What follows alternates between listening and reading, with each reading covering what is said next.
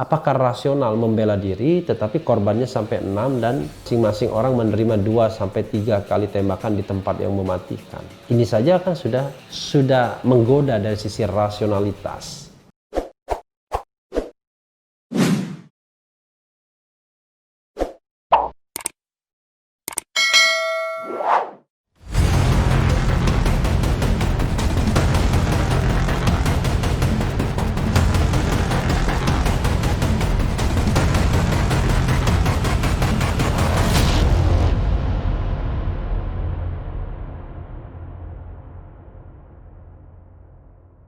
Assalamualaikum warahmatullahi wabarakatuh, Sobat RH sekalian.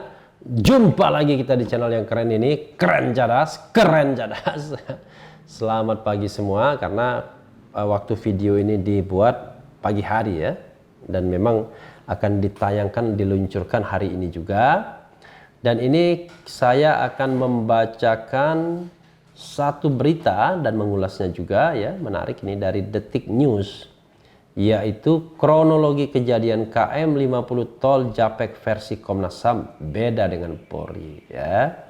Berarti beda dengan Polri ini, Polri yang versi mana? Mungkin karena kronologis versinya versi Bareskrim tentunya ya, bukan versi Polda Metro Jaya yang disampaikan oleh Kapolda Metro Jaya. Tapi dengan itu juga berbeda juga pastinya. Kita bacakan ya. Komnas HAM mengaku memiliki versi berbeda terkait insiden tewasnya 6 pengikut Habib Rizik Syihab yang terjadi di kilometer 50 tol Jakarta Cikampek. Kronologi versi Komnas HAM disebut lebih lengkap dari kronologi kejadian yang dimiliki Polri. Mudah-mudahan begitu ya, lebih lengkap, lebih jelas, lebih terang, dan lebih menggambarkan kejadian yang sesungguhnya. Kalau perbedaan tentu saja ada, ujar Komisioner Komnas HAM BK Ulung Hapsara kepada wartawan di Komnas HAM Jalan Latu Harhari, Menteng, Jakarta Pusat, Selasa 5 Januari 2021. Ini pasti wartawannya semuanya penasaran sebenarnya apa sih yang ditemukan Komnas HAM ya.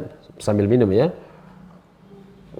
BK mengatakan perbedaan ini masih ditelusuri satu persatu dengan kronologi yang dimiliki Komnas HAM. Komnas HAM mengaku memiliki kronologi yang lebih lengkap dibanding kepolisian. Jadi, Komnas karena lebih lengkap, begitu terus kami bisa kemudian membandingkan dengan miliknya FPI dengan miliknya kepolisian, jelas BK. Maka, dari perbedaan kronologi ini, maka jelas terlihat letak perbedaan ataupun kesamaan dari keterangan berbagai pihak. Di mana kesamaannya, termasuk kemudian apa saja yang tercecer, misalnya dari sekian banyak laporan yang di media maupun teman-teman FPI maupun kepolisian terangnya. Hingga saat ini Komnas HAM sendiri masih menyusuri satu persatu detail kejadian seperti apa. Komnas HAM sendiri tidak ingin ada detail yang terlewatkan sehingga harus lebih teliti lagi dalam menyusun kronologi kasus ini. Tentu saja kami berusaha sedetail mungkin, makanya butuh agak sedikit waktu untuk menyusuri satu persatu, kata BK. Mudah-mudahan begitu ya.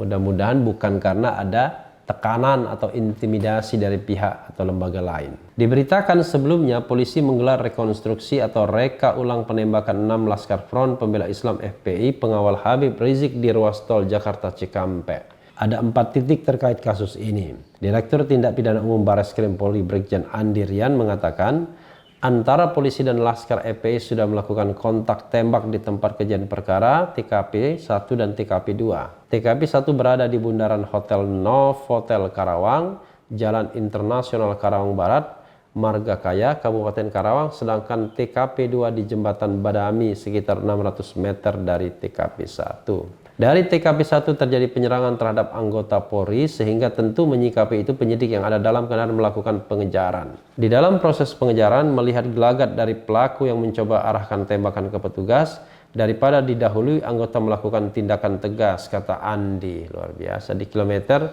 51 plus 200 tol Jakarta Cikampek, Kabupaten Karawang, Jawa Barat, Senin.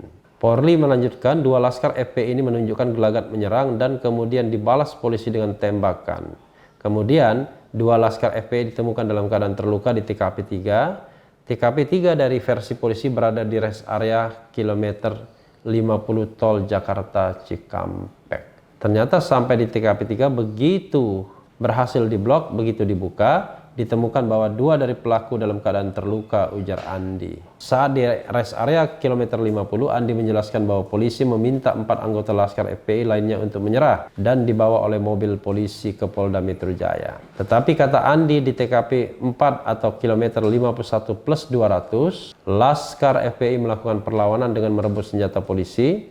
Polisi pun menembak 4 Laskar FPI pengawal Habib Rizik tersebut. Disitulah terjadi upaya dari penyidik yang ada dalam mobil untuk melakukan tindakan pembelaan sehingga keempat pelaku dalam mobil mengalami tindakan tegas dan terukur dari anggota yang ada dalam mobil, kata Andi. Luar biasa ya, tegas dan terukur itu mati dengan lubang peluru lebih dari 1 ya. Hingga saat ini Komnas HAM sendiri masih menyusuri satu persatu detail kejadiannya seperti apa. Komnas HAM sendiri tidak ingin ada detail yang terlewatkan sehingga harus lebih teliti lagi dalam menyusun kronologi kasus ini. Ya, sudah dibacakan ini. Jadi sobat RH sekalian, ya kita tunggu saja ya apa yang akan disampaikan oleh Komnas HAM. Tetapi memang 2 hal ya yang sebenarnya menjadi barometer. 3. Pertama adalah detail laporan itu sendiri, bagaimana Komnas HAM bisa menyajikannya. Kedua, nanti kita akan menilainya dari sisi rasionalitasnya. Karena rekaman kejadian itu pasti ada rasionalitasnya.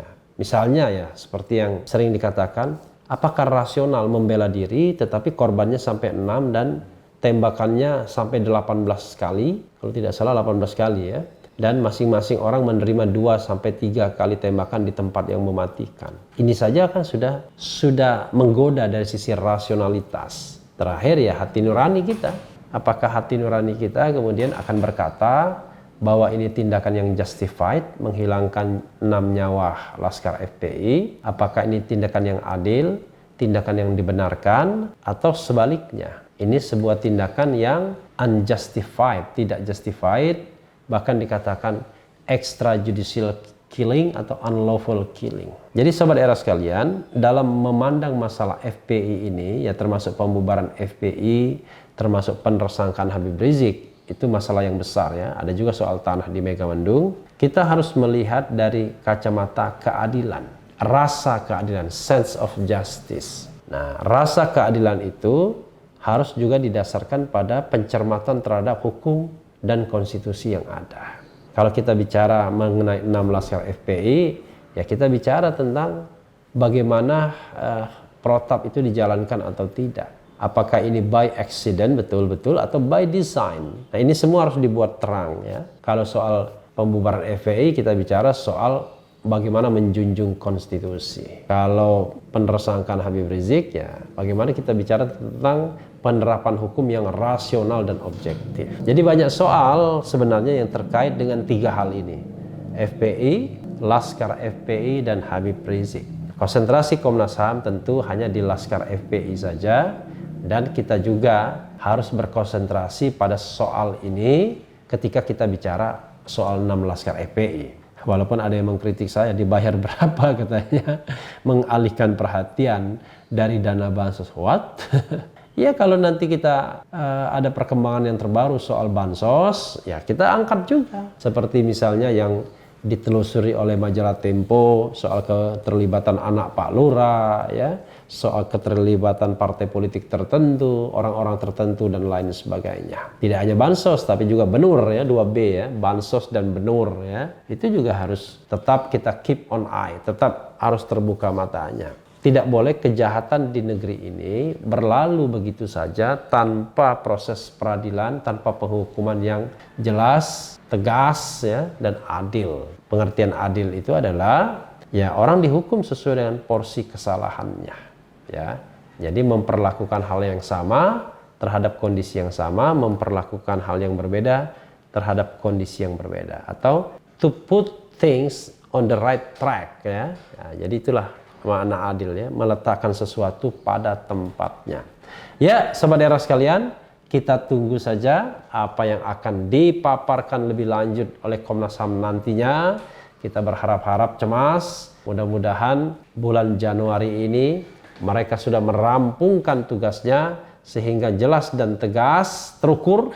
Jadi apa yang harus dilakukan oleh terutama Presiden Jokowi setelah mendapatkan laporan dari Komnas HAM dan apa yang harus kita tanggapi kalau kita mendengar laporan tersebut. Tapi yang jelas, sebagai warga masyarakat, kita hanya berdoa agar semuanya berjalan secara baik, transparan, dan tentu kita tidak memiliki kapasitas dan kewenangan untuk cawe-cawe dalam proses ini. Yang bisa kita lakukan adalah hanya mengulasnya, memberitakannya, menyampaikan fakta yang berkembang sebagai seorang warga negara yang juga mereport sesuatu. Jadi seperti konsep citizen journalism. Ya, sobat daerah sekalian, yang penting tetap di channel ini, karena di channel ini Anda akan dirayu, ditipu, dibaperin, dicecar, diuber pula di jalur khusus. Karena channel ini adalah channel yang mengancam, memeras, dan membenci. Jangan lupa subscribe, like, comment, and share. Cheers.